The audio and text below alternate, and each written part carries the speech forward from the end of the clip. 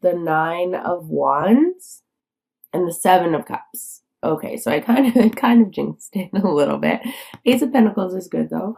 And then the bottom of the deck we have, for your career, we have the King of Swords, the Emperor, and the Eight of Swords. All right, and then bottom of the deck is the Fool, which is awesome. I love the Fool. So let's get into it. Your love life, we have the Ace of Pentacles, which is a card of new beginnings, most likely a new financial venture or something, an opportunity being offered to you. It's like you don't even have to go after it. It is being offered to you, but this is in your love life.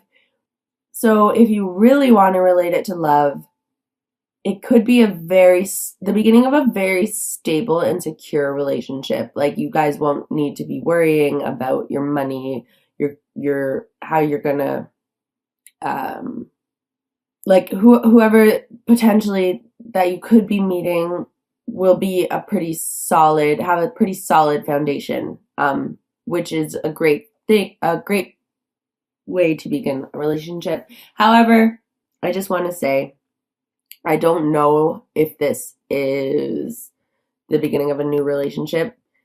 It could be. Okay, let's move on to what follows it. We have the Nine of Wands, which is a card of defense. Not so much defense, but it's like you've worked so hard and you're not going to give up what you've worked so hard for, but you're also by yourself here. This guy's by himself, defending his territory. So I don't know if something's being offered to you, but again, like, I'm getting very much this Four of Cups energy with the Ace of Pentacles coming in, and then this kind of really defensive guy who's worked so hard for something that he's not willing to give it up, even if a new, better opportunity comes in, okay? And then followed by the Seven of Cups. This is a card about indecision, about having so many options, so many feelings, so many thoughts that you can't decide which one to stick to, which one to choose. So in a relationship reading, that could be the case. You could be still hung up on whatever relationship you were in, potentially the one that you're out of now, because we had that Five of Cups, which is a card of loss. Or you could be in a relationship that is a little rocky, that you really had to work hard at, and it still might not be the best foundation for you.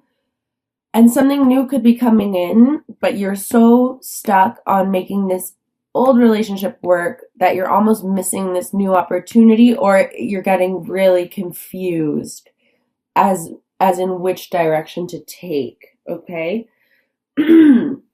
So let me pull, excuse me, sorry, two clarifiers. I'm going to pull one for in the middle of the Ace of Pentacles and the Nine of Wands, which we got the Two of Rods here, Two of Wands, and then I'll pull one for in between the Nine of Wands and the Seven of Cups. Okay, we got two that jumped out, which is kind of good because hopefully we'll have one will come out for outcome card. There we go. Okay, so in between the Nine of Wands and the Seven of Cups, we have the Six of Swords, and then to follow the Seven of Cups, we have the High Priestess. So, and on the bottom of the deck, we have the Tower, and I'm not really surprised. I think you guys are avoiding this Tower by harnessing this Nine of Wands energy. You don't want this Tower to happen. You don't want things to change. I think you're holding on to something tightly. But I think the Tower is inevitable. And I want you to know that the Tower comes to break the foundations that weren't stable so that you can start from scratch and build something new. It knocks down the Tower so that you can rebuild it again. So in between the Ace of Pentacles and the Nine of Wands, we have the Two of Wands, which is a card about going after something new. It's like you have the choice to stick to the status quo or to go off on a new venture. And that makes so much sense in between this new Ace of Pentacles opportunity and the Nine of Wands not giving up on all the hard work that you've already put in. So you are very much in this, you have two directions that you can go into. So in between the Nine of Wands and the Seven of Cups, we have the Six of Swords. That shows me that I think a lot of you are going to, and I'm so fucking proud of you for doing this. It looks like you're going to move on to this new direction. That's what the Six of Swords represents. It's leaving what does not serve you behind, and you're on your journey, on your path to something new. Okay? And then it's leading you into the Seven of Cups. So you could have a lot of confusion about, or you could be like, it's so hard to make that decision to leave the comfortable thing that you know behind in order to pursue something new. And you could be very confused by it, but it's followed by the High Priestess. So during this time, remember how I said the High Priestess could be a card of like psychics, let's say, whereas the Star card is a card of empaths. So the High Priestess is saying to me that you guys know, and you will know, which direction to take as long as you stay true to yourself and listen to your intuition. You are the only one that has the answers. You can get advice from other people through these readings, but you know truly the best decision, what's going to be best for you. And with the High Priestess, it shows that you're able to figure that out, and you're going to be okay. So this, I'll say it one more time. This is your love life. So what I'm seeing, although it could be career, this new opportunity could be a new relationship or a new career. Whatever it is, you're torn between leaving something that you worked really hard at, whether I think it might be a relationship that has been a struggle. You don't want to give up on it, but something new is coming in, and you have to make the choice of which path to go. Seems like with the Six of Swords, you're making the choice to move on to something new, leaving what does not serve you, leaving the past behind. It's going to be confusing about which direction to take once you make that decision, but if you really listen carefully to your intuition, you guys can figure this out, and you have the power to do that, okay? So, moving on to your career, we have two very powerful figures here, the King of Swords and the Emperor. I love the Emperor. I think he's so strong and confident, and a card of yes, like he's like, I'm gonna fucking, I have all the faith in myself. I just jumped ahead to the Emperor. The King of Swords is very much also a card of intellect. This is an air sign. This could be you guys. And this is you guys at the top of your game. Having these two, like, just look at them together. They look so powerful. So I'm not sure what's happening in your career, but you guys seem pretty confident, or you could have some very powerful, influential people in your place of work, or in your life that are really going to influence the direction of your career in the month of May, or your life purpose. However, it's followed by the Eight of Swords, and this is a card of being stuck. The Eight of Swords very much reminds me of this Five of Cups energy, where you have the potential to focus on things that you have, as opposed to getting trapped in your own mind, like this lady here, feeling trapped. But the only reason you're feeling trapped is because you're choosing to not see a way out. So I don't understand. What I don't understand is how you can have two very, very powerful figures here that know they don't feel trapped at all. They know what they need to do. They are so smart, so confident, so logical. so structured, so stable. And then it's followed by the Eight of Swords. So I'm just going to pull, I don't even know. I'll just do the same. I'll pull a card for in between the King of Swords and the Emperor, and then a card for in between the Eight of Swords and the Emperor. Okay, so in between the King of Swords and the Emperor, we have the Six of Cups. And in between, all right. Bottom of the deck, again, we have the Ace of Pentacles. So, the card that fell out for in between the Emperor and the Eight of Swords was Judgment. So this is coming together pretty clearly for me. You know you're capable of harnessing this King of Swords energy, this Emperor energy. The only thing that's holding you back right now is the Six of Cups, which is nostalgia,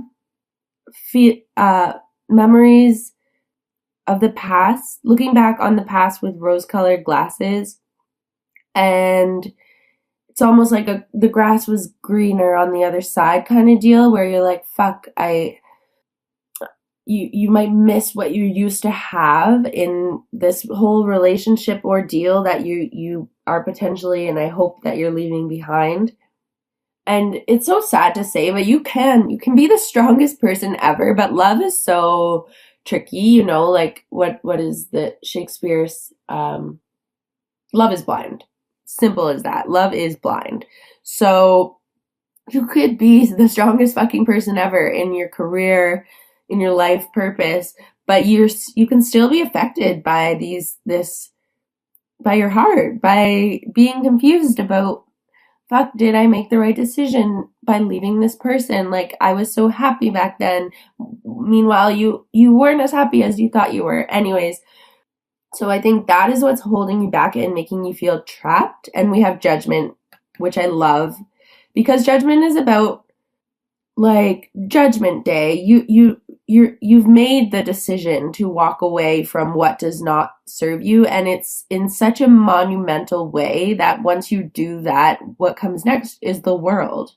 What follows Judgment is the world. So Judgment is a huge card of karma, like universal karma, and yeah, very much clearing away, seeing things clearly.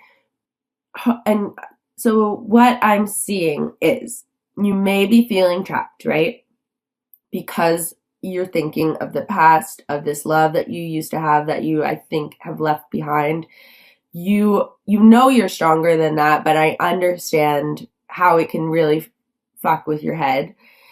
But having the Judgment card here beside the Emperor is like so powerful. You guys are going to be okay. You're going to have the mental clarity eventually in the month of May to become and channel this Emperor and get out of this Eight of Swords energy, but it is pretty prominent, okay? So, but again, bottom of the deck, we have the Ace of Pentacles. So we have the Ace of Pentacles twice. I know you guys you're not going to give up this new opportunity. It's just going to be a little bit of a struggle.